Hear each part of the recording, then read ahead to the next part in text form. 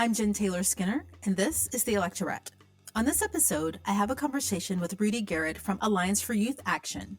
Rudy and I discuss the importance of bringing millions of young people together to engage in our democracy as voters, organizers, and leaders. We also talk about how building a movement centered around a young, diverse coalition of voters and organizers is the best way to strengthen our democracy. So without further ado, please enjoy this conversation with Rudy Garrett of the Alliance for Youth Action. Rudy Garrett, welcome. Hello. Thank you so much, Jen, for having me. I'm so excited to be here. So I have lived through a lot of presidential elections. I won't say how many, but I've lived through quite a bit, and the voting population, it does shift from cycle to cycle, right? But there are some things that I'll say that remain the same. But the youngest voters are almost always less engaged than the older voters, right? And I don't mean just engage as in they show up to vote, but I mean just throughout the entire cycle, right? In the political discourse, but there is something different about Gen Z. They're talking about like saving democracy. They're starting movements. They're trying to stop gun violence. They're trying to save the planet. Yes. When I was 18, the word democracy did not come out of my mouth, right? But what is it about this generation that makes them so different from similar age groups in past election cycles? I think that the current environments that they're living in is definitely a main contributing factor to folks perking up their ears and recognizing, oh, wow, there is something to me going to the ballot box and casting a ballot and being a part of this process. Yes, young people typically are farther separated from the actual political process, but they're very much so tuned in to what's happening on the local level and issues that are impacting their everyday lived experience. So just because they're not voting does not mean that they don't care. It does not mean that they don't know what's going on around them. It's the investment in that system of voting that has been a gap that folks have been trying to bridge. And I think some of the issues that are, like you've mentioned, that are bringing folks to the ballot box, bringing young people to the ballot box, include things like climate change, include things like gun violence, include things like a woman's right to choose. You're seeing all of these things directly impacting young people in a very real way based on what's been moving nationally. I know that I owe the government some money this weekend as student loans are back up and running. The government may shut down, but they said, girl, don't forget, you still need to run me some coins. So these are real things impacting young people's lives, their ability to pay rent, their ability to pay back their loans. And so their everyday lived experiences are definitely being challenged. We're still in the throes and coming out of a global pandemic and what that looks like and how that's impacted our learning, impacted how we engage with one another. So a lot of young people's lived experiences have been rattled since the last presidential election. And that, I think, is really perking folks' ears to what's happening in 2024 and what is guiding young people to the ballot box more than ever. I keep thinking back about the time when, the Vietnam War, and there was lots of political activism amongst, young people, right? But there wasn't this connection between the veteran politicians who were running things and making the decisions and the people who were in the streets. But there seems to be something different this time. There seems to be, and this is just my observation. I've noticed that there's this nice symbiosis between the younger generations and the veterans, right? I do see there's always been an attempt, especially after Barack Obama, to try to meet young people where they're at. There's always been that effort there, and I'm seeing a little bit stronger alignment in that outreach. Vice President Harris has gone to, I believe it's 7 colleges. That's the full tour breadth of that. 5 local organizations within the Alliance Network are in those spaces and have kind of made sure that they made their presence known and made their way to that decision-making table. Also, you're seeing a lot of Democrats recognize that young people are issue voters, and so they're trying to respond with national initiatives. For example, the White House rolling out the America Climate Corps, trying to meet young people in more appropriate ways and giving them the skills that they're asking for versus trying to guess what they care about and reach them where they're at and tell them what to care about, but instead seeing what young people are hitting the streets about and trying to create initiatives that engage them more intentionally.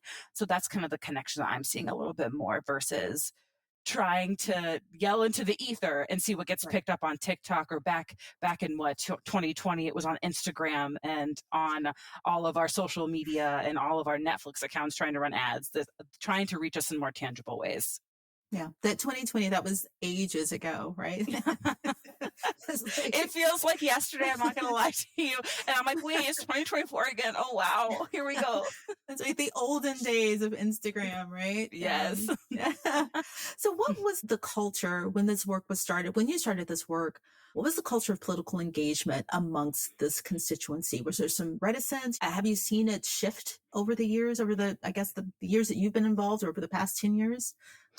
Absolutely. I think the investment in hyperlocal grassroots organizing is really the key that has been creating that difference and bridging that gap. So the Alliance was founded or incorporated, I should say, in 2013. And the goal was to bridge the gap between young people and what's happening politically and making sure that young people's voices are being heard. Because you can see young people rank very high in actually engaging in civic conversation. So that means taking action on social media. That means having a conversation with family and friends. But they did not rank very high in actually getting out and voting. And so making the connection between the impact of voting and the impact of accountability work on the local, state, and federal level to the change that you want to see and those issues being remedied is where the Alliance kind of fits in. So the Alliance right now is a 19 network organization, folks all across the country that care very deeply about how to engage young people in their own specific spaces and uplifting their ability to have power in their communities to make the change that they want to see. And they do that through really awesome, unique civic holidays like National Voter Registration Day, of which the Alliance was a co founder of back in 2016. And since then, we've seen voter registration rates increase, voter turnout increase for young people. And what's really cool and what I see as a huge potential is based on the census. If young people turn out like they did in 2020, then they will represent over one third, about 37% of the electorate, which is like, Wow. that is a lot of power to have in one sitting. And I can see young people very excited to take that helm and take on that responsibility.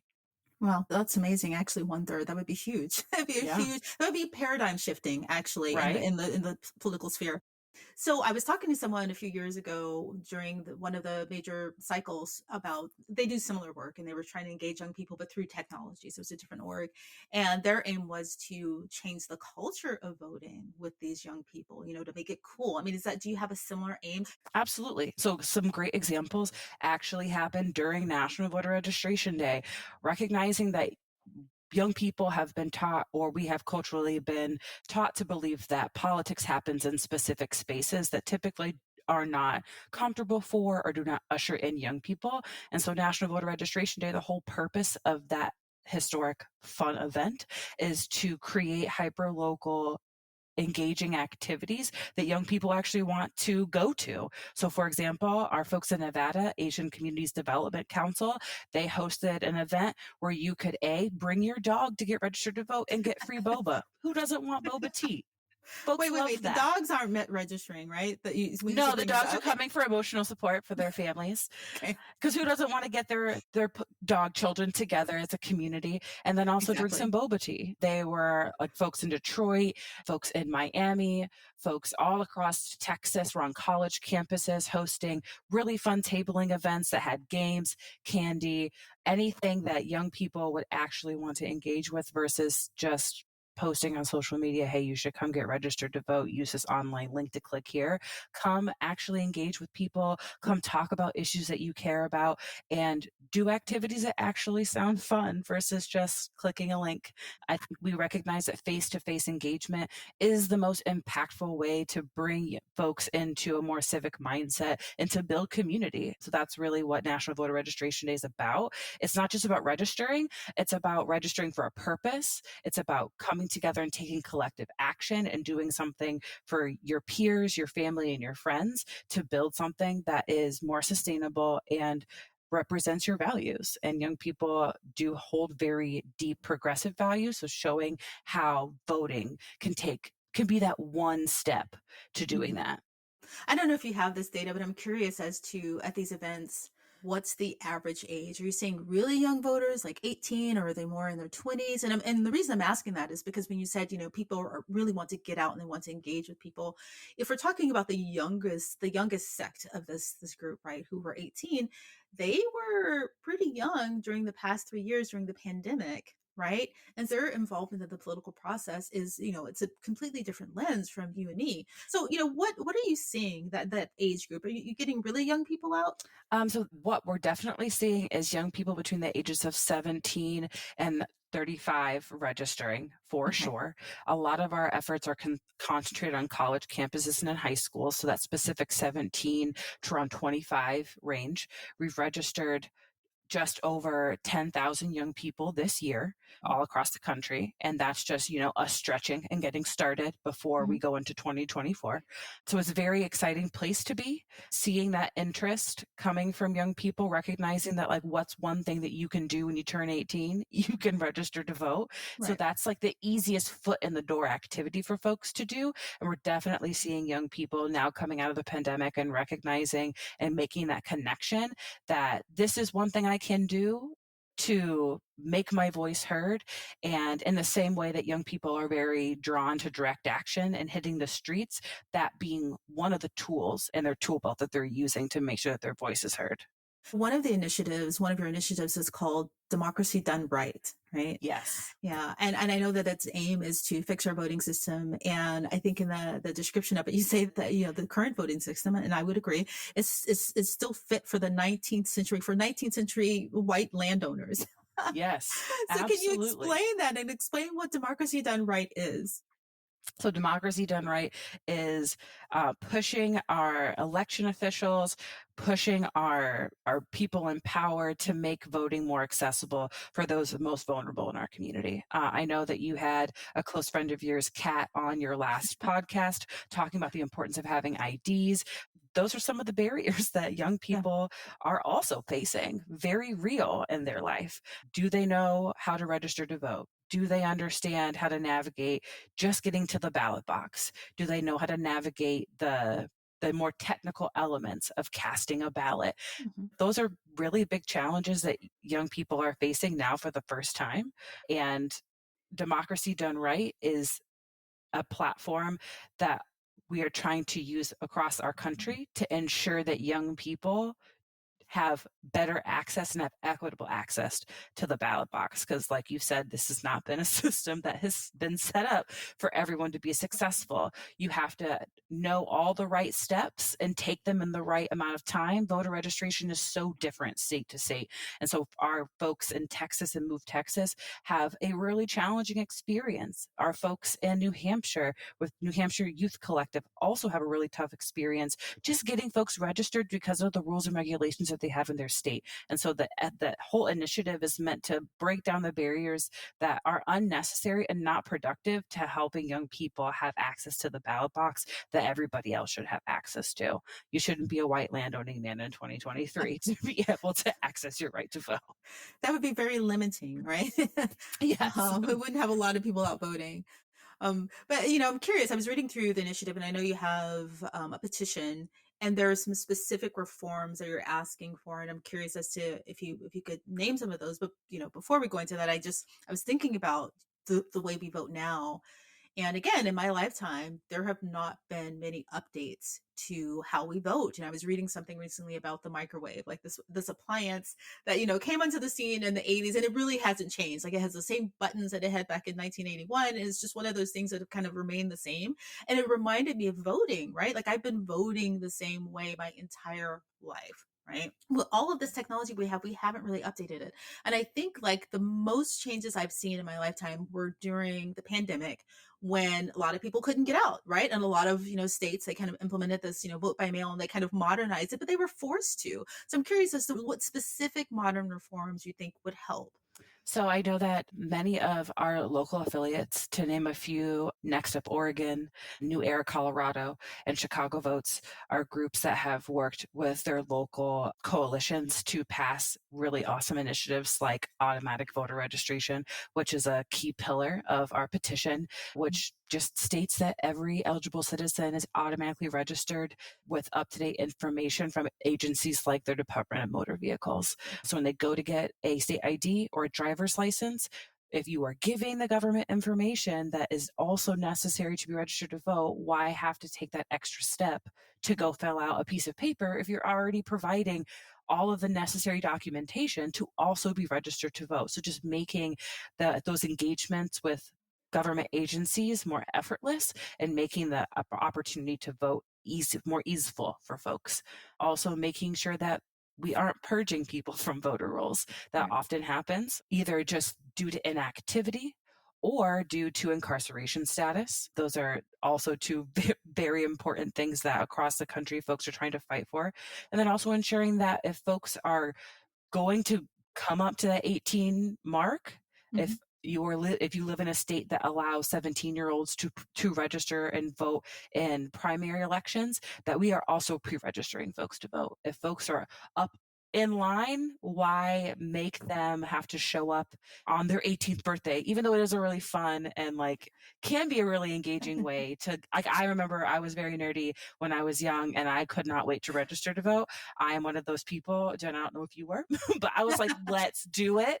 I also turned 18 during the 2008 election. So it was a different energy than I think a lot of other folks had in a positive way that made me really excited to vote. But some folks, if they don't have that vigor and that excitement, or they don't have people stewarding them through that process, a pre registration option would be super helpful for a lot of young people, which is another element of the petition. And then also making sure that everybody has a diversity of voting options. Like you were talking about during the pandemic, having ballot drop boxes for folks that do want a more secure way to drop off their ballot versus just sending it in the mail, or having extended early vote hours for folks that need a little bit of extra time to make a plan because they have busy lives to be able to go and vote. Young people are not a monolith. Like if they don't get an opportunity to vote with a fun school field trip, or don't have a parent to steward them, or they're a young worker and don't have easy working hours, or they have children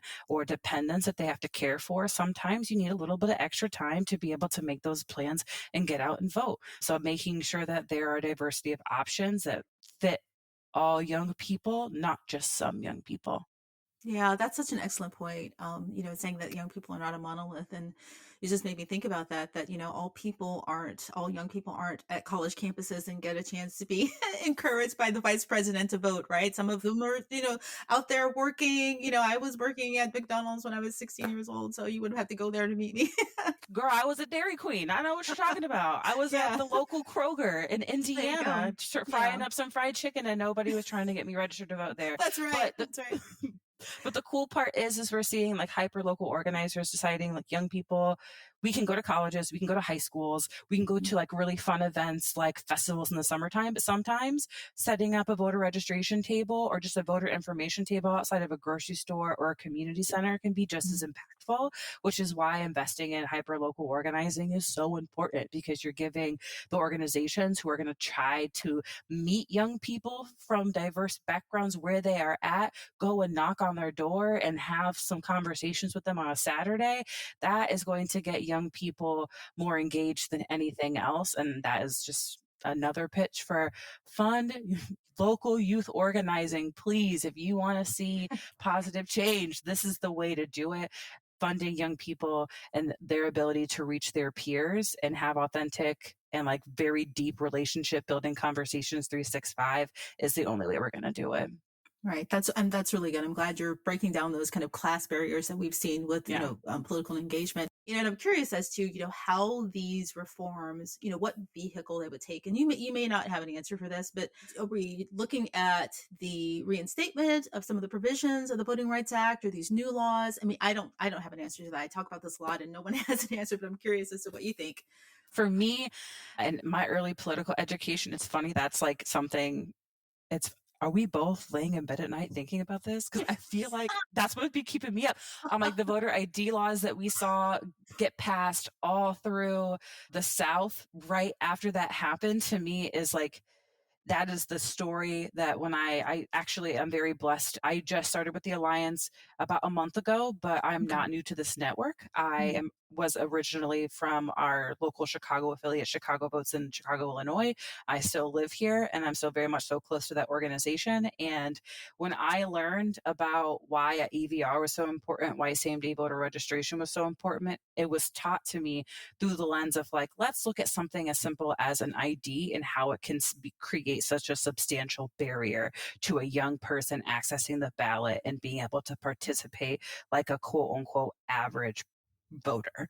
Yeah. And that case was what was presented to me. And it was like, okay, let's talk about the places that have the ability to set their own laws and regulations around voting and also have the ability of funding local DMVs.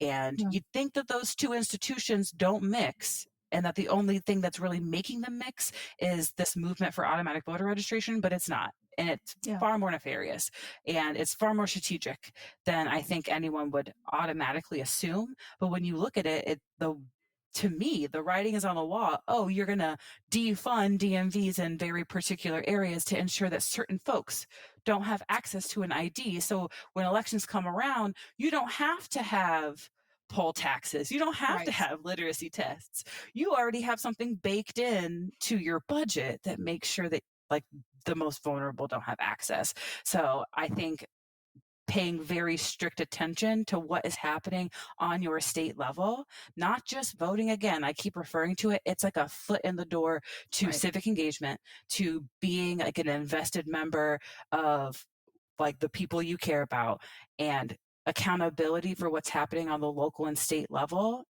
and holding your elected officials accountable and watching what comes across their desk to me is the most important element of being an involved member of your community because you have the ability to proactively bring up issues to local officials and say here's what we're experiencing, can we come up with a solution with you, but also being like, hey, I noticed this thing is happening, not sure if you know the impacts on us little people, but Yeah. let's have a conversation about it. And if we need to mobilize and organize around it, let's do that to make sure people are protected and are safe. So for me, it's local accountability, local campaigns, and making sure that we're watching what's happening on a local level to ensure that people are protected on a day to day basis. Yeah. I don't know if it's sad or if it's a good thing that this keeps us up at night. Like every every episode that I have, I was like, Jen, don't mention Shelby Beholder. Don't and I always Here we go. always talk about it. Like, We are on the same. I cannot express to you how on the same page we are because every young person that graduated from a leadership development program I was like, let's just talk about voter ID laws for a second. And I know it's going to sound boring, but listen, I yeah. really think it's important. So we are on the same wavelength. If folks have other issues that keep them up at night that impact young people, but are like they seem so insignificant, but are like very easily trackable and reconcilable issues with a piece of legislation, like throw in the comments. Let us know because I think Yeah. it's like there are so many more things that could be keeping us up at night, but also like giving us that fuel and that energy to fight for the things and make people's lives better. Honestly. I know in one of your annual reports, you state that Gen Z saved democracy in 2022, and presumably you're referring to the midterms, right? Democracy is still at risk. We saved it, but it's under attack every day. And I wonder what you think. What your predictions are for 2024. Will we see similar numbers? What's on the horizon from your perspective? From my perspective, what I'm seeing is a lot like on those big states like Michigan, Florida, Wisconsin, folks are gearing up and getting ready all Mhm. like right now. Like it's Right. a stay ready so you don't have to get ready type situation. And I definitely see a forward momentum, especially around like local issues that are really going to push people to the ballot box and crossing fingers and toes 2020 numbers. That's at least Yeah. the trend that we're seeing. We're seeing that young people are actually queuing in. We're seeing a lot of people taking collective action, not just in direct actions, but also online actions, petitions, registering to vote. So, yes, I do see and I do have a lot of faith in what's going to happen in 2024. Yeah, there was, if I have the numbers in my head correctly, 2020 was big, big turnout, right? There are obvious reasons why that was big turnout year. 2022, there was a little dip, I think, in youth turnout, little dip, not a big dip, right? But I'm hopeful because 2024 is a presidential election cycle. So I'm really hopeful. No, absolutely. And I know that our local affiliates do work to strive to increase turnout in those off year elections, if you Mhm. will. If you think that voting in midterms are low, then even it's not just a young people It's problem. It's everybody. just like it's an everybody problem. Voting in hyper local elections, the ones that really impact your day to day life. And so I think that's why the investment in like the hyper local grassroots angle is the most effective because it's teaching, it's not just like asking people to vote. It's like year-round engagement around issues that young people experience, and then also like preparing young folks and teaching them things that they may not have already learned in school. As we see a diversity in learning expectations from state to state, we can't guarantee that everyone's getting the same level of civic education. And so I think that the year-round engagement is really that key turning point that allows young people to understand the investment in the process and why it is an important step to take. And I'm seeing that now more than ever because you're seeing really unique initiatives cropping up across the country of getting young folks involved, hosting like really fun, engaging happy hours to have young folks come and talk about issues, hosting parties at the polls, parades to the polls, trying to integrate really fun and innovative ways to take first time voters to create that long term and sustainable commitment to voting in elections. So how can people get involved with the alliance? What would you like people to do as we, get closer to the 2024 election? Absolutely. If you are not registered to vote already, get registered. If you are unsure about your voter registration status, if you've moved recently, make sure that you check up on your voter registration. And you can do that at allianceforyouthAction.org/vote ready. In that space, you can register to vote. You can look up your upcoming elections and make a plan to vote and also sign our petition to help support protecting democracy. And then also making sure that you are reaching out, texting friends and family, making sure they are registered to vote. It's not just your responsibility, it's all of our responsibility to make sure that we are getting to the ballot box and making sure that our values and our issues are heard there. So make sure that you get registered to vote, and then also head to the allianceforyouthAction.org and look up a local affiliate.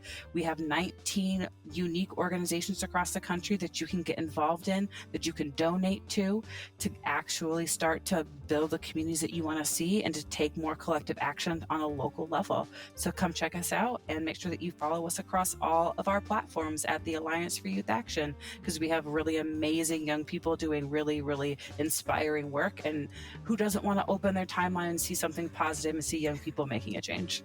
Well, Rudy Garrett, thank you so much for joining me. It's been a pleasure talking to you. And hopefully, again, I'll get to talk to you again as we get closer to the election.